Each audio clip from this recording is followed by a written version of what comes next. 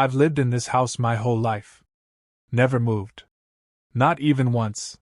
It's an old place, one of those homes that creaks even when no one's moving.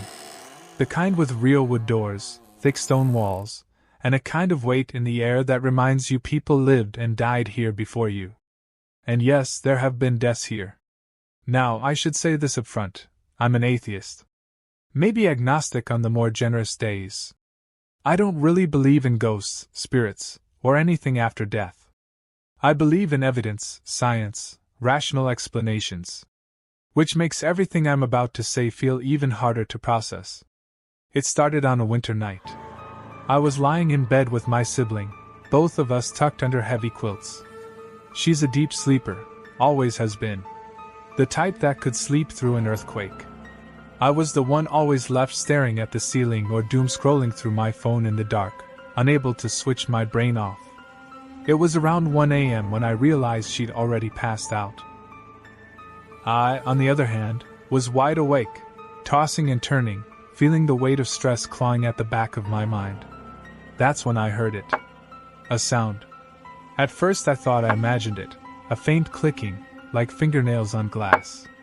Then it got louder. A rattling. The cupboard. We have this tall, old cupboard right next to the bed. It has glass-fronted doors, the kind that squeak when you open them and make noise even when the wind shifts. But the windows were closed. There was no fan on. The house was dead silent.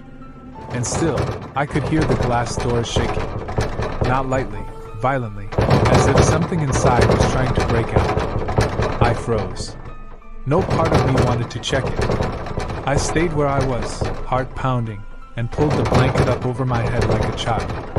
I lay there until exhaustion overpowered fear, and I finally drifted off. But it didn't stop. Night after night, the rattling returned. I told my family. Of course, they brushed it off. My dad said it was probably wood shifting from temperature changes. My mom suggested insects or rodents scratching. I wanted to believe them. I really did. But I knew what I was hearing. The sound wasn't random, it had weight. Purpose. And worst of all, it started waking up my sister too. One night she sat up suddenly and whispered, "Did you hear that?" I looked at her, eyes wide. "The cupboard?" I asked. She nodded, pale. "It's shaking." That night neither of us slept. Eventually, I reached my limit. On one of those nights, again around 1 a.m., the sound started up, louder than usual. I felt the bed vibrate slightly. I forced myself to sit up, reached for my glasses, and turned to look. What I saw nearly made me scream. The bottles, creams, and random junk sitting on top of the cupboard were wobbling back and forth. Not from vibration, from movement. The whole cupboard was trembling, swaying like it was alive. That was enough. I grabbed my phone and pillow and bolted straight out of the room, not even daring to look back. I spent the night in the study room, door shut, lights on.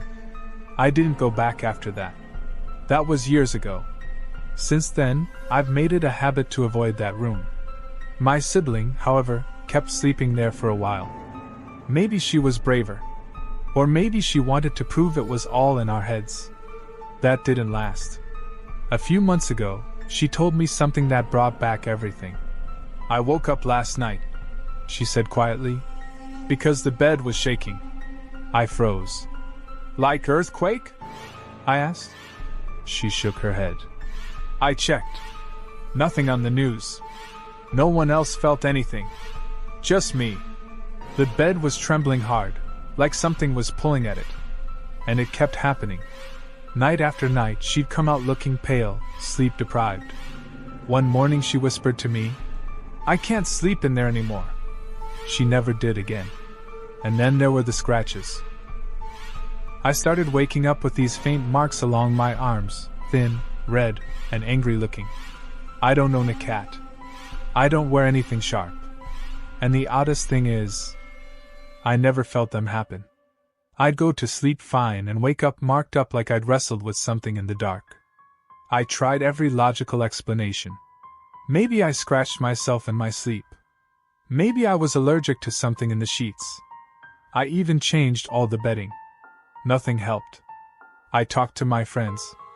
They all gave me the same look, a mix of curiosity and pity. One of them said maybe it was sleep paralysis, or trauma, or something psychological. But it wasn't. I was awake. Aware. And not alone in experiencing it. What about my sibling? What about my dad? Yes, even he avoids that room now. He used to take naps in there sometimes. Now, without admitting anything, he quietly chooses other rooms. He locks the door sometimes. Won't talk about it. I even asked him once, jokingly, "You don't like that room either, huh?" He just nodded slowly and said, "There's something wrong in there." As someone who doesn't believe in the supernatural, I've tried everything. Science, logic, online forums, psychological theories. But every explanation comes up short.